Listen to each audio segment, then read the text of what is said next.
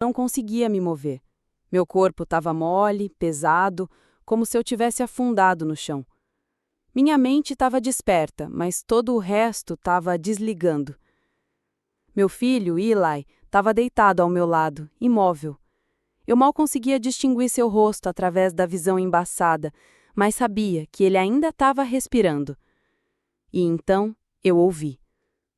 Meu marido, Jared, parado a poucos metros de distância, sussurrou algo tão frio que um arrepio ainda mais profundo percorreu meus ossos como nunca antes. Está feito. Logo os dois estarão mortos. Mortos. Eu não deveria ter ouvido aquilo. Não era para eu estar viva para ouvir aquilo. À medida que o som dos passos dele se afastava pelo corredor, eu lutei contra cada impulso de me sentar e gritar. Em vez disso, me inclinei até o ouvido de Eli e sussurrei. Não se mexa ainda. Eu não sei como consegui manter a calma naquele momento. Talvez fossem os anos que passei como enfermeira, ou talvez fosse apenas o instinto primitivo de uma mãe tentando salvar seu filho. Mas algo dentro de mim dizia, não entre em pânico, fique imóvel, espere. Porque havia algo muito errado.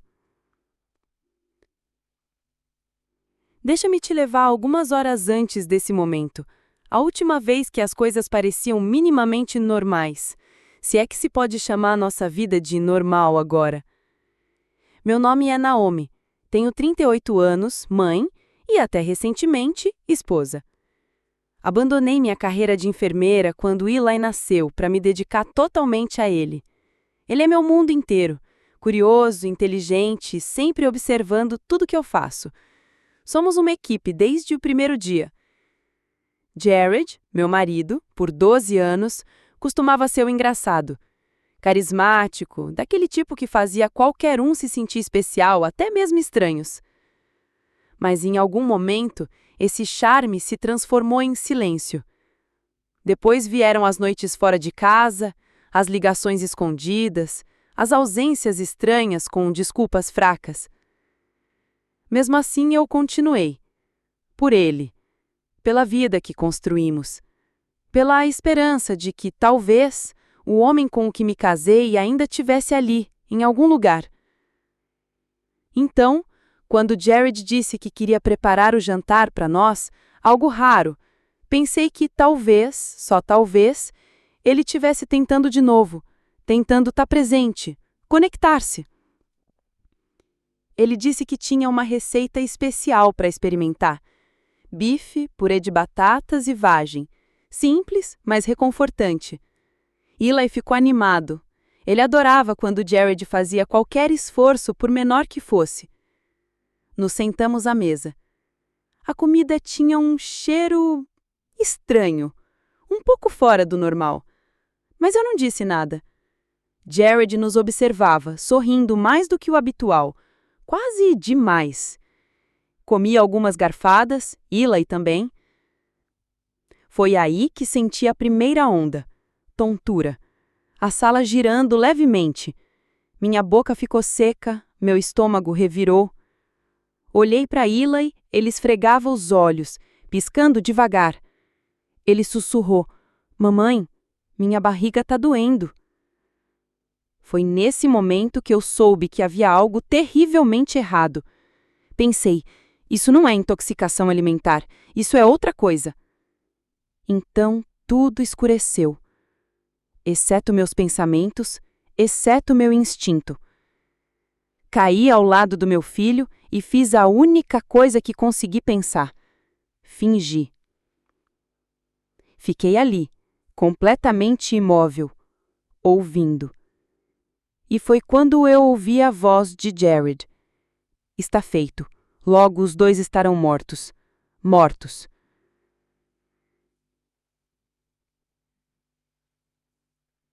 Ele me seguia por toda parte. Imitava tudo o que eu fazia. Como eu mexia o café, como eu dobrava as roupas, até o jeito que eu cantarolava sozinha quando estava pensando. Ser mãe dele é a única coisa que eu nunca questionei. Talvez eu não tivesse uma grande carreira ou diplomas chiques como Jared, mas eu tinha o Eli, e ele fazia minha vida completa. Conheci Jared quando tinha 25 anos. Ele era alto, espirituoso, charmoso, daqueles caras que faziam você se sentir o centro do universo só com um olhar. Trabalhava com finanças, já ganhava bem, e tinha aquele jeito de comandar uma sala, confiante, mas sem ser arrogante, pelo menos naquela época.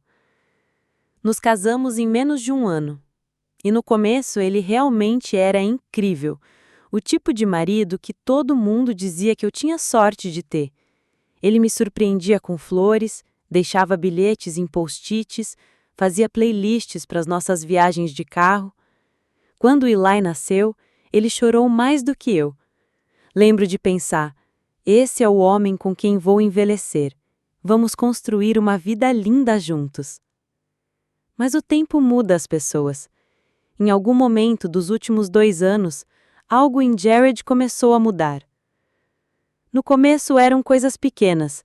Parou de assistir aos nossos filmes em família, parou de rir das piadas do Eli, parou de me dar aquele beijo na testa antes de sair para o trabalho.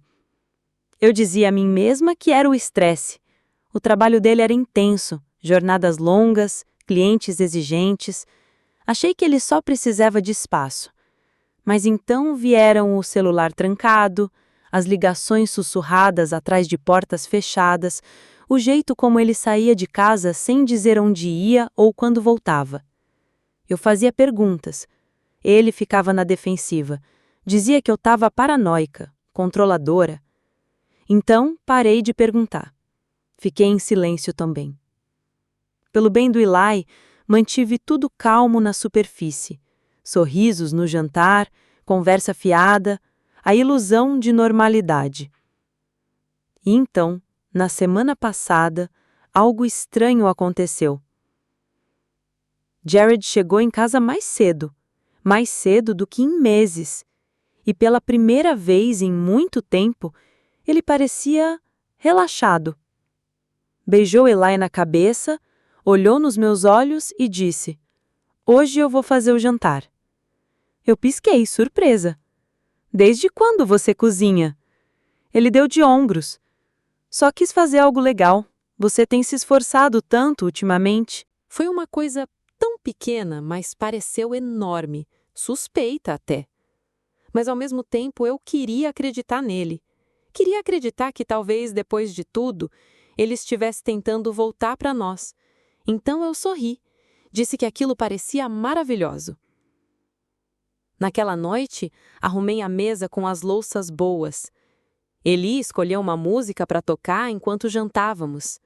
Jared estava na cozinha cantarolando para si mesmo enquanto mexia o puré de batatas.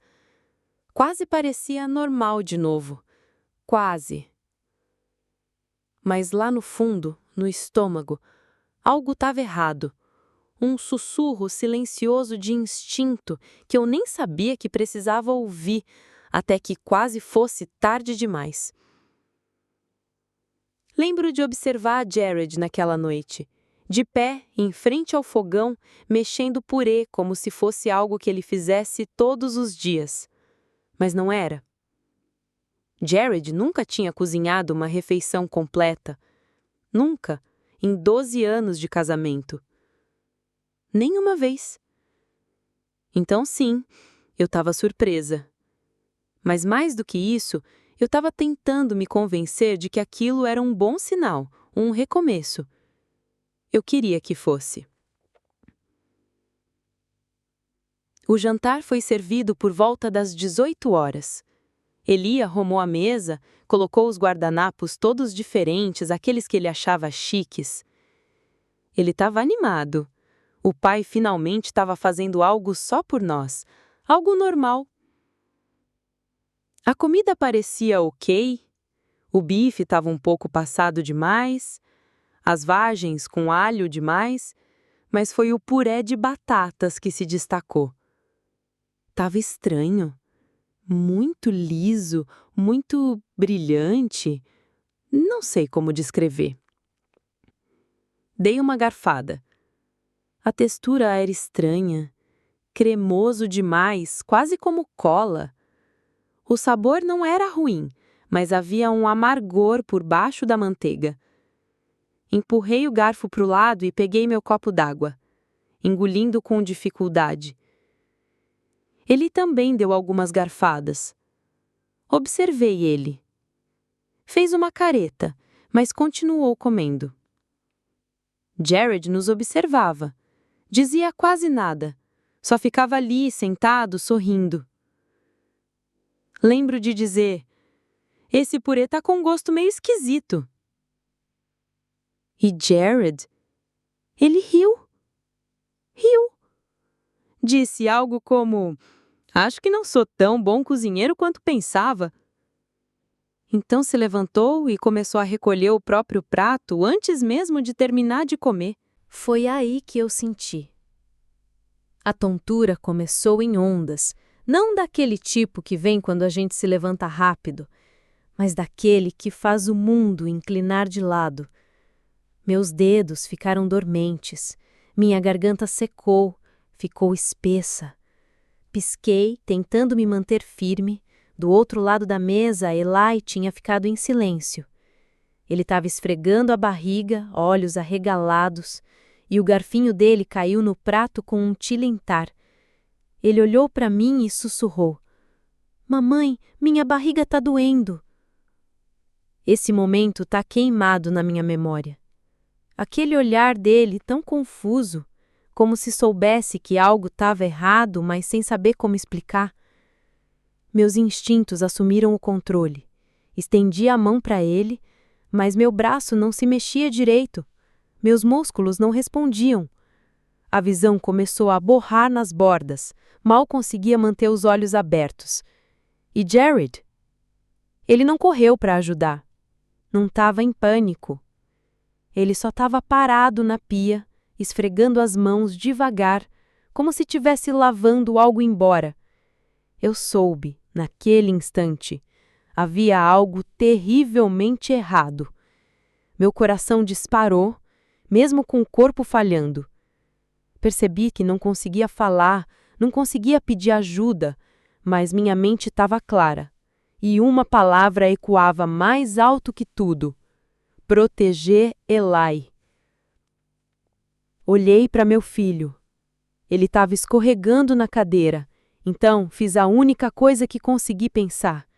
Agarrei ele com delicadeza e guiei seu corpinho até o chão, ao meu lado, enquanto eu mesma desabava, fingindo desmaiar. Pressionei a mãozinha dele sobre a minha e dei o menor aperto que consegui, só o suficiente para ele sentir. Depois disso, ficamos ali, imóveis, silenciosos. Foi então que Jared voltou para o cômodo, e eu ouvi. Está feito, logo os dois estarão mortos. Meu sangue gelou.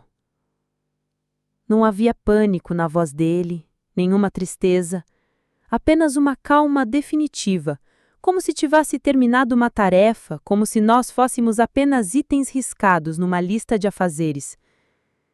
Lutei contra cada impulso de me sentar, de gritar, de correr, mas continuei imóvel. E quando ouvi ele sair da sala, me inclinei até o ouvido de Eli e sussurrei: ainda não se mexe.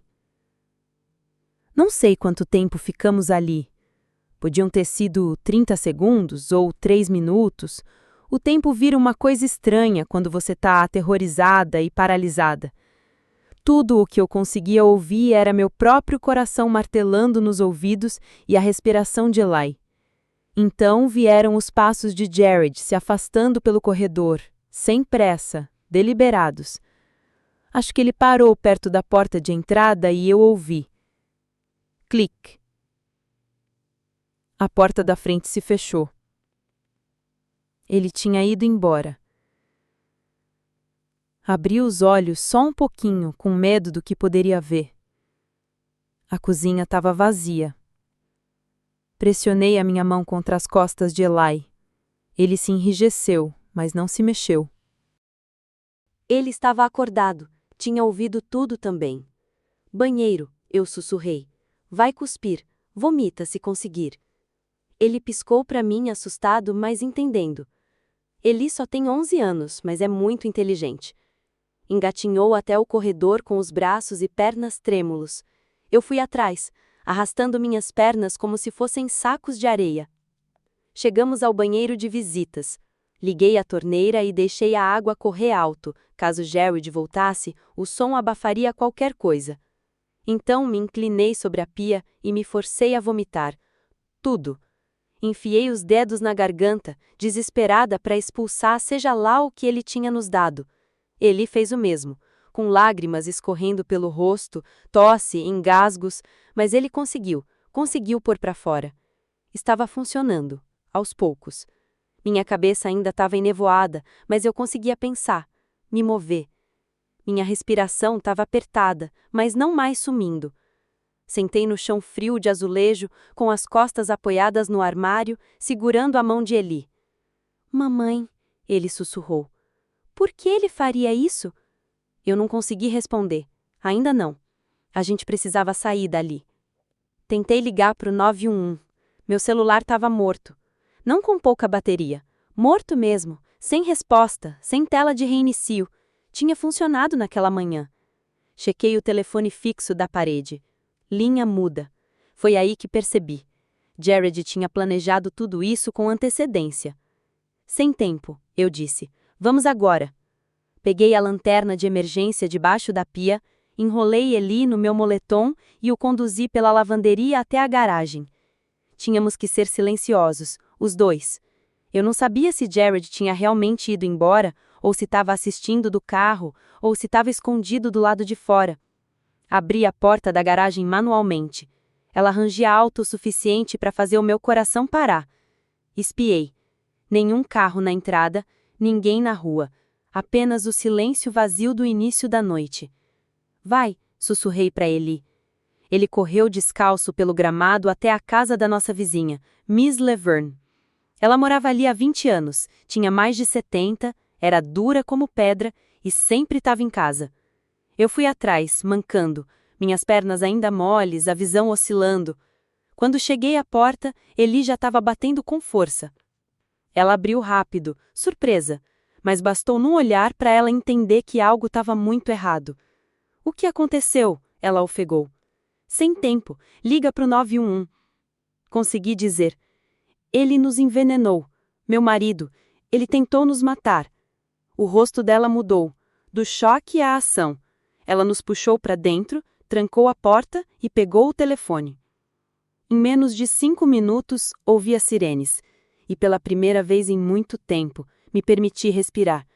Estávamos vivos, mas isso estava longe de acabar. As luzes da ambulância piscavam nas paredes como relâmpagos vermelhos enquanto os paramédicos nos retiravam da casa de Miss Leverne. Eli tremia debaixo do cobertor térmico de emergência, segurando minha mão como se achasse que eu pudesse desaparecer. Meu corpo ainda lutava para se estabilizar. Minha visão ficava nítida num segundo, embaçada no seguinte. Mas eu estava consciente, viva, e Eli também. Isso era tudo que importava naquele momento. No hospital, começaram a fazer exames imediatamente. Exames de sangue, toxicológicos, sinais vitais. As enfermeiras se moviam rápido. Eu conhecia aquela pressa. Eu costumava me mover assim quando era eu quem usava jaleco. O médico entrou com os resultados em menos de 1 hora. Era um sedativo, ele disse. Triturado e misturado na comida. Provavelmente benzodiazepina. Dosagem muito alta. Você teve sorte de ter vomitado a tempo. Sorte? Foi isso que todos continuaram dizendo. Mas isso não foi sorte, foi deliberado. Não só o que ele fez, mas o que eu fiz. O sussurro pro L, o banheiro, a fuga. Isso foi instinto, foi sobrevivência.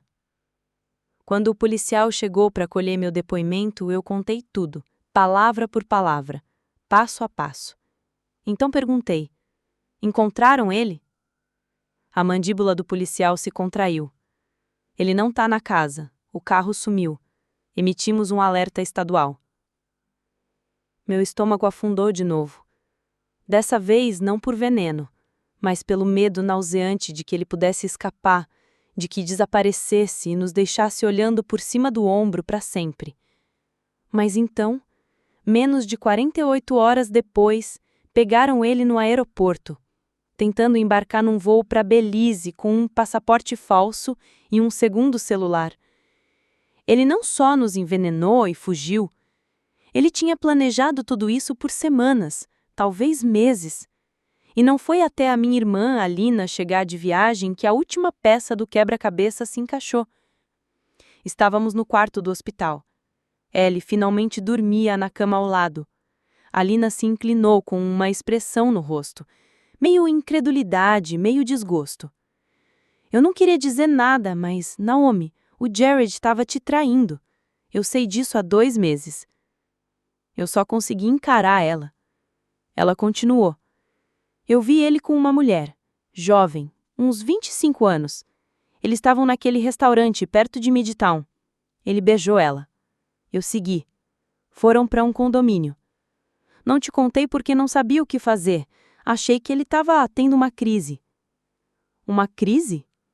Lembra, isso não era só um caso. Foi uma estratégia de saída. E ficou pior. Aquela mulher, ela vinha de uma família rica. O pai tinha morrido recentemente. Ela estava prestes a herdar uma fortuna considerável, mas só se casasse com alguém sem filhos e sem dívidas. Então, o Jared estava tentando se reinventar. Livre de esposa, livre de filho, livre para começar. O envenenamento, os documentos falsos, a fuga pelo aeroporto, tudo fazia sentido agora. Ele não estava só tentando ir embora, ele estava tentando nos apagar. O Jared foi indiciado por tentativa de homicídio, exposição criminosa de menor e uso de substância controlada com intenção de causar dano. Ele se declarou inocente no início, mas a quantidade de provas era insustentável. Agora, ele cumpre prisão perpétua, sem chance de liberdade condicional. E eu? Ainda estou reconstruindo os pedaços. Mas a verdade? Prefiro viver em pedaços, verdadeiros, do que numa mentira perfeita.